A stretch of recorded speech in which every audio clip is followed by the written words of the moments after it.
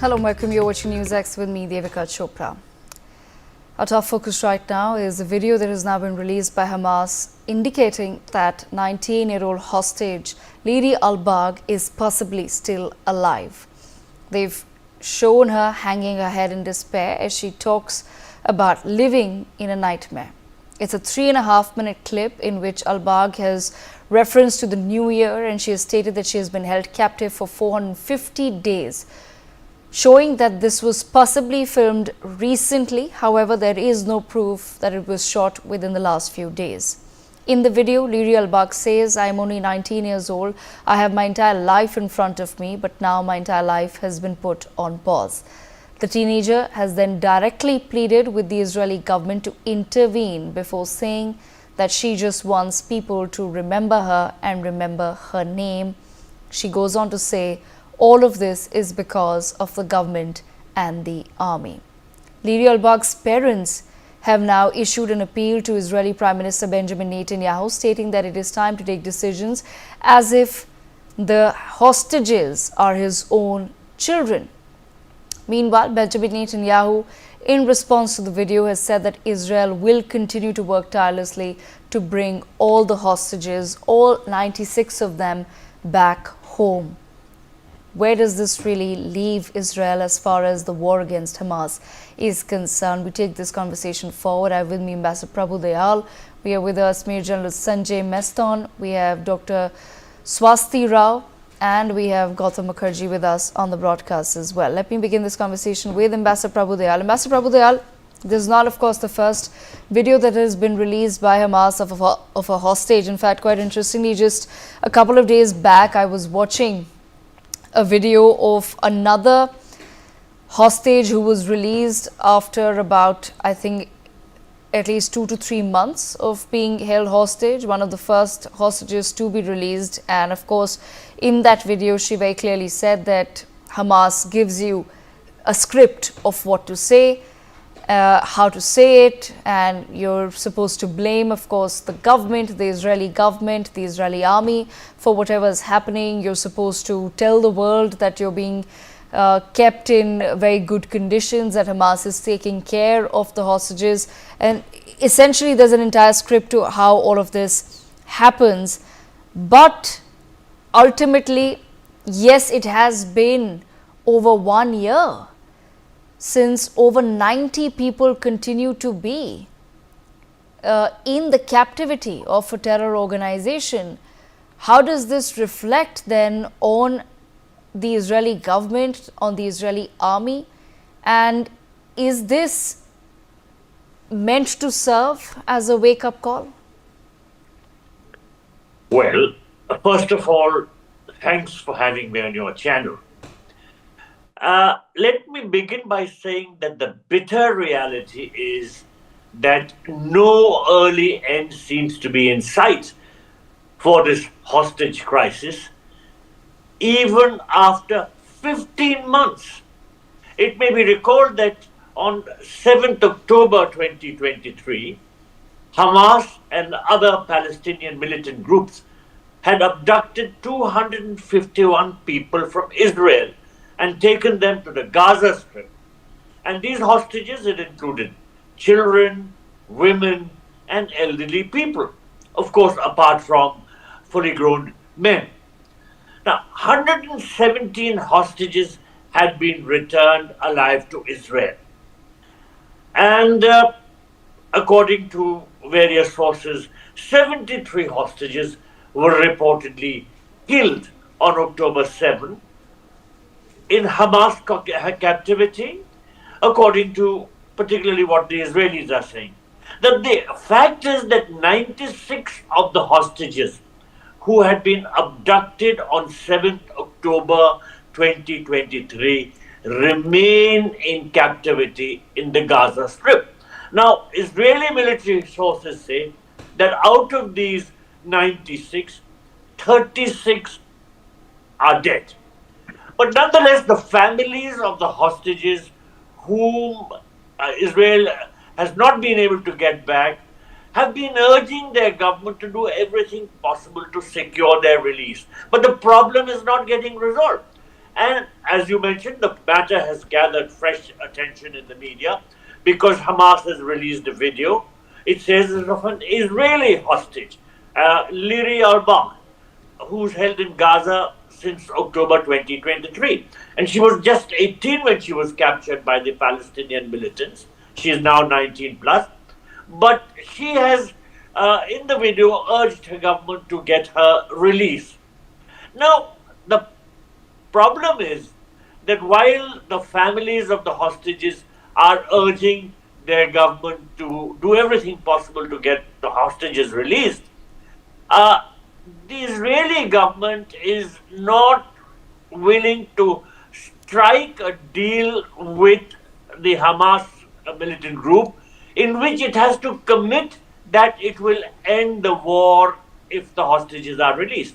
This is a major stumbling block, and the Israeli media has written about this at great length. Hamas has been balking at recent remarks by Prime Minister Netanyahu that Israel would resume fighting after the captives have been released. Hamas is insisting on guarantees from the mediators that Israel will end the war as a condition for an overall hostage deal. But Netanyahu has said that he intends to continue the fight after a hostage deal is completed. And in this manner, the Hamas group feels that any truce that is reached for releasing the hostages would be only a temporary one. It wants the war to be end. So, because of this huge difference in perception of the two sides, in the difference between what Netanyahu wants to do and what Hamas wants him to do, because of this factor, the remaining hostages are not getting released. And as I said, there is no early end in sight to this hostage crisis. Right. Let me also bring in Major General Sanjay Meston into the conversation. Major General Sanjay Meston, the fact that a video has been released does not really guarantee the safety and security of Liri Albag or some of the other hostages that continue to be in Hamas's captivity, because the body of a fellow hostage, Israeli-American Hersh Goldberg, was in fact found in a Gaza tunnel in August, just months after Hamas had released a video clip of this 23-year-old promising his family that he would soon be home. How does a country then really navigate this particular circumstance, because we've seen extensive destruction taking place in Palestine over the past year? Devika, good evening. Absolutely. Sometimes one wonders as to why the hostage deal is not happening. And as Ambassador Prabhu Chawla also highlighted. Not Chawla. Sorry, my mistake. Apologies. The issue is that what has happened is that what is Netanyahu looking as the end state? Now that is what is confusing, because as on date, his aim was, to destroy Hamas completely, eliminate the threat permanently. But what has happened about the threat? I think the way they have been pounding Gaza every day, so much destruction, all hospitals destroyed, the director of the hospital, the last standing hospital taken into custody. Where is it heading to? So much destruction, so much of the destruction. And therefore, why he is not, yielding to this pressure from the United States government, especially President Joe Biden and Qatar and Egypt, and so many talks have taken place in the Doha as well as Egypt. So why it is not happening? My feeling why it is not happening is, number one, I think President Netanyahu is not very clearly at the end state itself. The destruction of Hamas, how will he specify and quantify? So many top leaders have been destroyed. So is that the destruction of Hamas? Is the intent of targeting civilians continuously? No one is aware about that. And why is not focusing on the return of the hostages? Because whatever it is, he is morally responsible for this crisis. Because firstly, why this crisis happened? Because I think his priority was something else. The whole country, that time you are aware, because of those judicial change in the system, etc. So focus of the nation had changed. as the Prime Minister, he should have taken on the moral responsibility for that October 27 attack. And therefore, now what I am trying to say is, it is his moral responsibility to get the hostages also back. Now, why the Hamas has released this clip now, it is important. Firstly, Hamas is looking for the bargaining chip or the table now, because once President Trump takes over on 20th, I think the dynamics would be more different. He is the same president who had moved the embassy from Tel Aviv to Jerusalem, the United States embassy. So he is going to have more pressures on Hamas and maybe in the Middle East on all these Iranian so-called proxies. So therefore, Hamas is also looking for this little time gap from today onwards so that there is some kind of a negotiation and Netanyahu yields, and the intent is also by Hamas to put public pressure on Netanyahu so that the entire people of Israel stand up against Netanyahu, because that is a priority. Now he himself keeps saying, yes, return of hostages is a priority, but nothing is being done about it. And I think more to do than continue fighting. He is also looking at the final end state as to control of Philadelphia corridor, that is with Egypt. That is one. Secondly, the governance / administration of Gaza post the conflict. Now, this is where I think things are getting stuck up. So I feel, I definitely agree that this is going to take a lot of time. This is an attempt by Hamas to put pressure on Netanyahu and the Israeli government to get the hostages released. And also it is a pressure by Hamas. And I think one thing I can say, that very surprisingly, now it is more than 15 months. It is quite creditable for Hamas that till date they have not been able to, they have held these hostages so securely in such tight secrecy that the special forces of Israel has not been able to locate these people, despite so much of destruction, so much of inroads Israeli armed forces has made inside the territory of Gaza. So this is something very surprising. Now, whether the Israeli armed forces can rescue them, liberate them, it is doubtful, because earlier also in one of the rescue missions, 4 people were killed and they were shot in a friendly fire. So I think the only answer to that is negotiations, and President Netanyahu has to be, I think, forced by his countrymen, because whatever it is, he was responsible for this attack, and he is responsible for the rescue of or getting these people back to their country. Otherwise, I'm quite sure the Israeli people are going to go against him, and he is vying for time. Because on his head there is also the problem of Houthis, and the Houthi extremists have, blocked the Red Sea, etc. So I think it is imperative on the Netanyahu that he must get these hostages released. Otherwise, his end state itself will be in a big question mark. Till how long can he carry on this war? And that is the question. One day will come where the war will end. And thereafter, what is his end state? He also knows. And therefore, I think he is avoiding that end state. So my feel is that as on date, it is going to take a little time. Pressures from both sides will continue. Devika. Okay. Dr. Swasti Rao, bringing you into the conversation. Major Sanjay Messon did raise a pertinent point initially, where he said that it is confusing at this point in time to really understand why a peace deal is not taking place. Why is it that the release of hostages is not perhaps being taken as seriously as it should? That's what it seems like, because after over 1 year of several hostages being released, of course, to safety, but 96 of them still being in the captivity of a terror organization, one would expect that countries, including the United States of America, would build some sort of pressure on Israel to ensure that the hostages are released. But why do you think that Israel and Hamas are not being able to strike any sort of peace deal?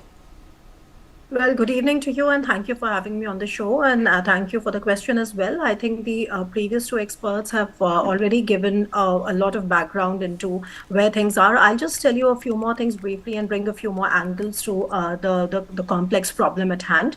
One is that, yes, indeed, the Israeli hostages and the 96 of them that you mentioned have become pawns, and this is an ugly political game. The question that we're all trying to answer is that should it be the hostages first, or should it be the Hamas's elimination first? Now, in an ideal world, there should have been only one answer. I don't think we are living in the ideal world. And frankly, after 20th January, when Donald Trump is back in the White House, it would be a kind of a win for Israel, because he has that's precisely what Benjamin Netanyahu is waiting for. So I honestly don't think that the war against Hamas or the proxies is going to end anytime soon. That's the first thing. Now, with respect to the hostages and with respect to the video that has been released, of course, it's a heart-rending video of that young girl who is absolutely looking completely shattered and psychologically disturbed, and which is for very obvious reasons, because Hamas terrorists are pretty infamous for what they can do to human beings. But that said, one doesn't know. It doesn't carry a timestamp. One doesn't know whether that video was shot while she was still alive, if she is still alive or not. Let's also remember that out of the 94 hostages that Hamas continues to have, about 34 of them are perhaps dead. So end of the day, I think this is something which the Hamas terrorists are going to use as their last bargaining chips. This is what happens. This is what happens in an ugly war. And I think the Israelis are also mindful of not just with respect to weakening the Hamas. I mean, I don't know why we are speaking about Hamas in isolation. It is about a proxy, a three-pronged proxy situation that Israel has been trying to fight, with Hamas on the one hand, Hezbollah on the other, and Houthis on the third front. And also, let's not forget that with what has happened in Syria lately, the situation in Israel could be very fraught if they don't tackle that situation. So I think we all know that Hamas is not a political organization only. Hamas is also being pumped up with respect to funds and weapons and all of that by big players in the region. So ultimately, this is not going to end before Israel considers the proxy and this network of the proxies to be weakened to a level where they find it right. I frankly don't really see too much light for the hostages, because, like I said, that these have become very pathetic pawns, and my heart goes out to them. But I think in the cold terrain of how power politics plays out, I guess this is only going to get worse before it gets better, because frankly, we do not know when the end state is and what the end state is. And I completely agree. You just saw that the defense minister was sacked, and now they have a new defense minister, because Benjamin Netanyahu was very unequivocal when he said that he doesn't really trust his methods and the way he's looking at the war. He's got somebody new now, and I think they are only going to double down on what they consider to be weakening of this axis of the proxies. So frankly, I don't really have too many hopes from this particular video being released, and I don't think the Israeli government is taking that as a priority, no matter what the political correctness that we operate in. Back to you. Right, absolutely. I want to bring in Gautam Mukherjee into the conversation as well. Gautam Mukherjee, a pertinent point was raised there that we can't essentially be speaking about Hamas in isolation. There are several fronts on which Israel is fighting this particular war. But will there be an expectation then from a Donald Trump to perhaps help strike a deal for the release of the hostages? And how do you think that will work out, given the fact that the US is currently facing its own challenges of terrorism, like the recent attack in New Orleans by an ISIS supporter? Will that create some sort of a pressure on Donald Trump to once again take the war on terror more seriously? And could that perhaps jeopardize the future of the hostages? Well, I think that the hostage, pawn, the hostage gambit has failed, because they took about 120, 130 hostages. A number of them are killed. Number of them are AWOL. And it hasn't really eased the situation for the Hamas at all. I think what's going to happen once Trump assumes the presidency is the two-state, discussion will be revived. Hostages will be subsumed in all of that. But I think the long-term solution, which almost all the players, all the observers, all the intermediaries agree on, is a two-state solution. As far as Israel is concerned, it has a one-point agenda to not have all of the Iranian proxies, and for that matter, Iran itself, pose a threat to its very existence, which they have held off for nearly 50 years, but now it's come back with double force. Iran is making a big push via all its proxies. There is already a regime change in Syria.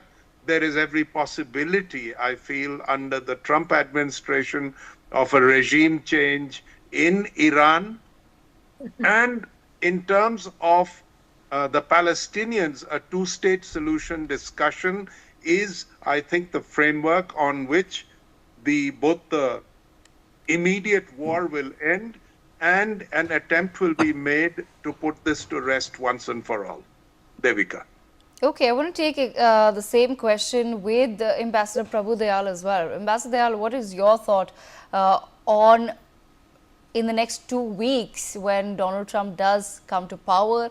Do we expect that there will be some sort of pressure on him and the United States of America to perhaps help Israel strike some sort of a deal for the release of hostages? And will he be the one who will be able to convince a Benjamin Netanyahu? Well, Donald Trump doesn't seem to be a supporter of the two-nation idea. Benjamin Netanyahu has firmly rejected it. He has categorically said that he does not believe in this two-nation idea, and there is no solution that can be found through this approach. So, how do we proceed? Since Israel has the full support of Donald Trump, it sees any delay in finding a solution as working towards its own interests. Israel is not going to stop the bombing of Gaza. Israel will continue to pound the Hamas as much as it can, and there is no way that Israel will agree to what the Hamas wants, that is, to end the war once and for all in order to secure the release of the hostages. So in this entire bargain, what will happen is that since Israel will not commit to ending the war permanently, the hostages are not going to be released. And even after Trump takes over, the war is going to continue. I think that the prospects for the Palestinians will become more and more bleak. Israel will continue to pound the Hamas and the sufferings of the Palestinians will continue. But to come back to the hostages, I don't think they are going to have an early release. Right, absolutely. Same question to Major General Sanjay Maston as well. Major General Sanjay Maston, how do you view the entry of Donald Trump and its impact on the entire situation as far as the hostages are concerned? Because like I said, the US has just itself dealt with attacks that are now being deemed as terror attacks by its own federal bureaus and agencies. It was, New Orleans, Las Vegas. So could that perhaps create some sort of a pressure on Donald Trump to really send out a harsh message? And could that possibly then jeopardize the future of the hostages? President Trump, once he takes over, I think he will look at the larger picture of the Middle East. For him, the priority is obviously Iran, and that is the priority for Israel also. So that is the point of convergence between both the nations. And therefore, they want to eliminate the threat of all the proxies and so-called even ISIS, which has got its bases in Syria as well as in Iraq. So at the longer threat, since you mentioned what a New Orleans attack also, so this is again a overall picture I'm trying to say. So perhaps what may happen, he will take some bold steps, the way he is an unpredictable person. I think first and foremost, this is my understanding, I think he will get some kind of an agreement between Israel and Saudi Arabia. That probably may be revived, which of course was shelved for the last few years. That is one. Second, he is also very clear that he does not believe in this two-nation theory, and therefore he will support, his priority will be to support Israel more intensely. And therefore, this will embolden Israel, and it is also taken over Golan Heights. It has made quite a headway in the northern area of, I would say, Lebanon. It is short of Litani River. Obviously, it has got full control, I would say, quite a substantial control over Gaza. And now, even the United States is targeting, along with Israel, the Houthis. And I think their targeting would be more once President Trump takes over, because Red Sea disruption is affecting the entire world trade, especially the Europe and also the Americans and the world trade. So that would be another priority for him to restore. So I think in the long run, I think Iran will face all the consequences will be on Iran. Even what has happened in Syria, Iran has lost to great extent. And as on date, situation is win-win-win for Israel, less the hostage part. That is his biggest vulnerability. And of course, Russia has also lost to quite an extent because its bases, the two bases, the air base and the naval base in Tartus and the other area, Khmeini. I think these are again a lot of subject to whether Russia will be there presently in the Mediterranean or no. So as on date, the situation is advantageous to Israel. Only problem or the sore point is this hostage issue. And I think this is why the Hamas has tried to, get the hostage live now, because they are also looking that some kind of bargaining, some kind of leverage may be given to Netanyahu so that some deal is struck. Netanyahu is very firm. He will not sign any deal despite the talks going on again in Doha. Why? Because he knows Trump is going to support him blindly. I'm using the word blindly. So what I foresee is that maybe even more intense bombing, and Israeli armed forces may go for more intense raids. The fact in the last few days it has targeted the hospitals, and despite world condemnation, and surprisingly, what the international condemnation was being faced, now Gaza is seemed to be on the back burner. So Israel gets a free hold. It will do whatever it pleases. How it rescues the hostages, or whether it is ready to sacrifice the hostages, that time will say. Of course, President Trump also knows he's got some American hostages there. So perhaps Trump may also be emboldened, and they may put a lot of pressure on Hamas. So let's see how the hostages things take a turn. But overall, in the Middle East, I see that these are the likely eventualities or things which may happen after President Trump takes over. Devika. All right, that's unfortunately all the time that we have, but I thank all of our guests and panelists for joining us to take this very important conversation forward. With our viewers, we sip into a very quick break.